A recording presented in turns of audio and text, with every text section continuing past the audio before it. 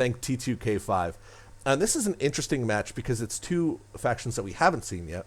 It is T2K5 with Magmar versus Destroy666 with, I believe, Abyssian. So who do you favor in this match, not knowing anything about the decks? Sight unseen. We've seen in the past that Magmar is capable of some really hilarious burn strategies, as well as Abyssian. I don't think the players are going to be going that route. Abyssian got a lot of really funky tools in the new expansion, but God, I think I'm going to have to vote Magmar because that's been one of my favorite factions to see in action for the Amazyng race.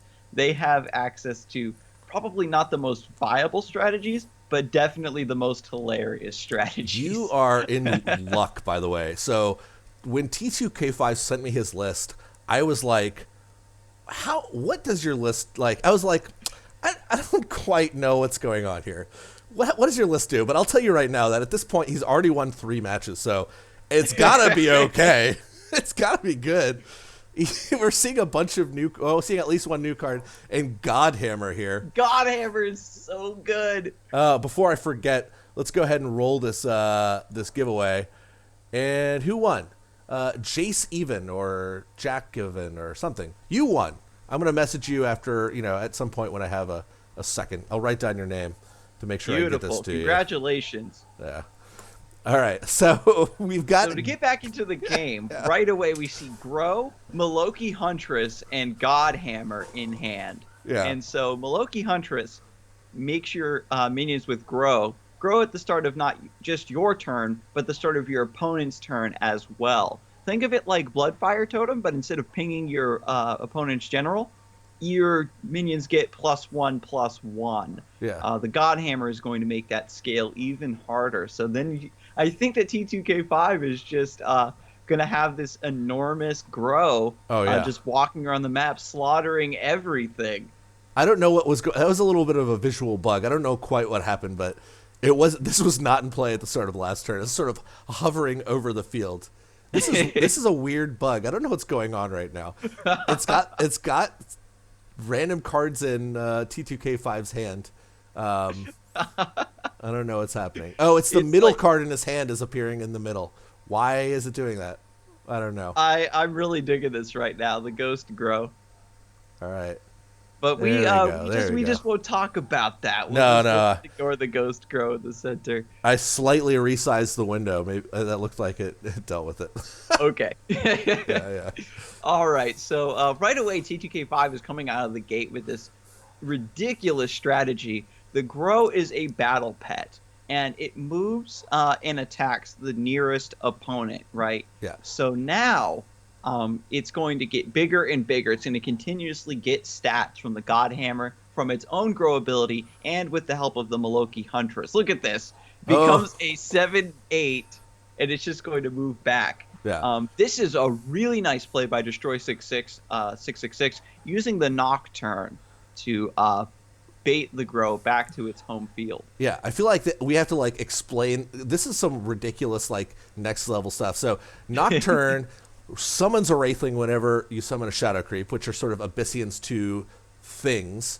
And this is a battle pet, so it goes attacks the nearest minion. So he summoned this convoluted creature in the back row to send the battle pet to the back. It's a really smart heads-up play by him that I definitely probably would not have thought of. But one thing to note, by the way, Skarzig, for our viewers, you're not allowed to attack the opponent. However, some exceptions had to have been made for battle pets because the player doesn't control battle pets. They're AI controlled. You don't really have an ability to dictate where they go and what they attack. So you are allowed to use battle pets to attack your opponent. So we've seen in the past people use these ridiculous battle pet combos to kill our opponent. Looks like that's what T2K5 is going for here. Yeah, because now that the Grow, normally it's just a minor annoyance. But with the addition of Maloki Huntress and Godhammer, it gets so many stats and transforms into this huge titan of a thing that if it touches you, it's just does way too much damage. And it's going to continuously clear your board right alongside it. Yeah. And the thing to note is that a lot of these Amazyng race decks sort of eschew, removal spells because they're slow and clunky, and it's better to just move a creature out of the way. So I would be surprised if Destroy666 had like a lot of removal. We see that he's got Ritual Banishing in his hand, but other than that, he just doesn't. And I do like the really skillful use of Wraithlings Yeah. to sort of keep these minions at bay. Yeah. We see that T2K5 has the Ion developed in the corner. Now, Ion is a ranged battle pet, so it will still move like a battle pet normally would, and then it can attack any. My God. This strategy is so ridiculous that we can't possibly explain it in time. Yeah. The Ion will attack the nearest threat, but if it attacks a general instead of a minion, it deals double damage. So T2K5 using Grow to scale all the way up and gain extra attack points. Plasma Storm kills anything with 3 attack points or less to clear his opponent's board and almost guarantee that Ion will hit face and deal 10 damage. This is awesome. I have never seen a strategy like this before. And honestly, I think a lot of it has to do with Godhammer. Like, without Godhammer, none of this would be possible. This is a new Ancient Bonds card from the latest Duelyst set. This is not on my radar. When people were talking about Godhammer is... Yeah. Oh my God, it's busted. The only thing with Godhammer is that it doesn't give you your general any attack points, which artifacts normally do. Yeah. They equip your general and allow you to fight things more effectively. It gives a passive benefit to all of your minions. And when you make your minions more dangerous, it's harder to get to the general and deal 3 instances of damage to break that artifact. Yeah. Artifacts are pretty strong in the Amazing Race for exactly that reason. You can't attack the opposing general, so it's really hard to get them off. When normally something like Godhammer would be pretty easy to get rid of. All right, here we go. Come on. Come on, Battle Pets. Move forward. Just a casual 15 power Grow. Ion. Oh my God. Oh. And it's only going to be a matter of time before Destroy doesn't have enough bodies on board to hold back this flood of damage to create targets. We see Macantor Warbeast coming down. This is another example of how you can incidentally damage your opponent if you normally can't attack them, but this has Frenzy, and you can't help it if a Frenzy unit happens to attack your opponent, right? If it's nearby. Yeah, he just happens to be standing in the way while he was taking out that prismatic illusion. Oh my gosh.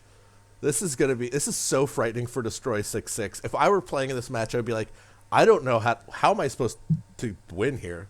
Like, what is happening?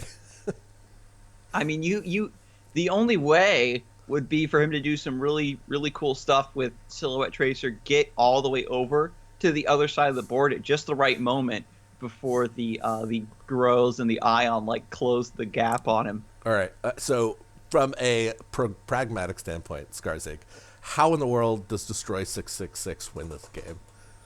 Like, what does he do? Oh my God, I'm not even sure. And now with the Macantor Warbeast in play, Destroy can't really develop any minions. Oh God! He just took 16 damage. Right, because now he can't keep any bodies on the board. Yeah. Because whatever he summons will get cleaned up by a Grow more than likely, or it might just get cleaned up by the Ion, or the Macantor Warbeast hits it, and Destroy just happened to be standing in the way. T2K5 has really gotten his strategy down to a science, and this is looking so spooky. And another Godhammer coming down. His minions are going to be getting +2/+2. This is great. This is hilarious. This is exactly the kind of stuff I was hoping to see from Magmar. Oh my gosh. And I don't know how he possibly wins here, because he would have to destroy every creature on the board to just not straight up die at this point.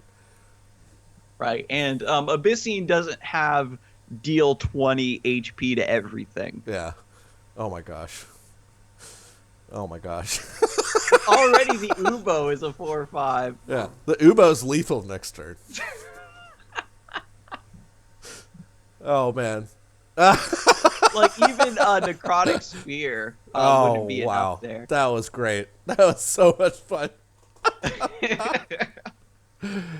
Oh, obliterate. Yeah, I don't know if obliterate's gonna He quite didn't have do enough it. creep. He didn't have 20 creep tiles in play.